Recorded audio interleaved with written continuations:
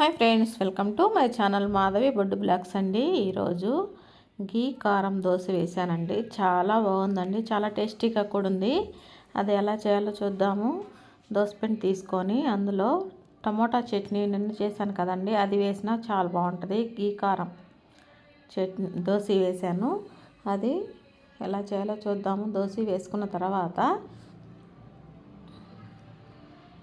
పలుచగా వేసుకోకూడదండి, కొంచెం మందంగా వేసుకోవాలి.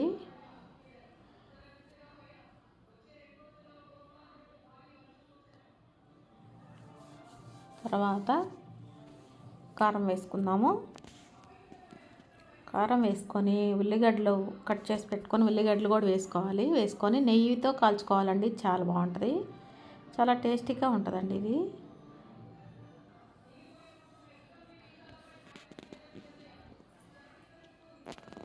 తర్వాత ఉల్లిపాయ కట్ చేసి పెట్టుకున్నాం కదా, ఉల్లిపాయ వేసుకొని ఉల్లిగడ్డ వేసుకొని నెయ్యితో కాల్చుకోవాలండి, చాలా బాగుంటుంది. నెయ్యితోటి నెయ్యి అంచులు పొడుగుతా నెయ్యి వేసుకోవాలి. బాగా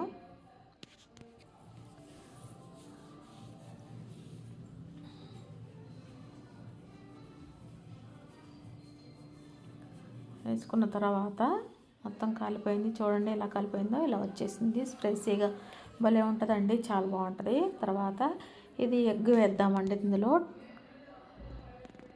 గీ కారం ఎగ్ దోశ అండి ఇది. కారం వేసేసి మొత్తం కలిపేసుకొని ఎగ్ వేసేసుకొని పైన మళ్ళీ ఆనియన్స్ వేసుకుందాము. దానిపైన కూడా అది మొత్తం స్ప్రెడ్ అయ్యేటట్టు చూసుకొని తర్వాత ఆనియన్స్ వేసుకొని నెయ్యి వేసుకొని కాల్చుకుందామండి. చాలా బాగుంటుంది, చాలా టేస్టీగా ఉంటుందండి. ఒకసారి మీరు కూడా ట్రై చేయండి. ట్రై చేస్తారులేండి, తెలియని వాళ్ళు అయితే మళ్ళీ ట్రై చేసుకోండి అంతే. ఇది మళ్ళీ తిప్పాలండి, పక్కన ఎగ్ వేసాం కదా, అది కాలదని కొంచెం తిప్పేసుకోవాలి. తిప్పిన తర్వాత మళ్ళీ మడత పెట్టి వేసుకోవాలంటే చాలా బాగుంటుందండి, చాలా టేస్టీగా ఉంటుంది. సరే మీరు కూడా ట్రై చేయండి. ఎలా వచ్చిందో నాకు కామెంట్ చేయండి. వీడియో నచ్చితే లైక్ చేయండి, షేర్ చేయండి, సబ్స్క్రైబ్ చేసుకోండి friends. Thank you for watching.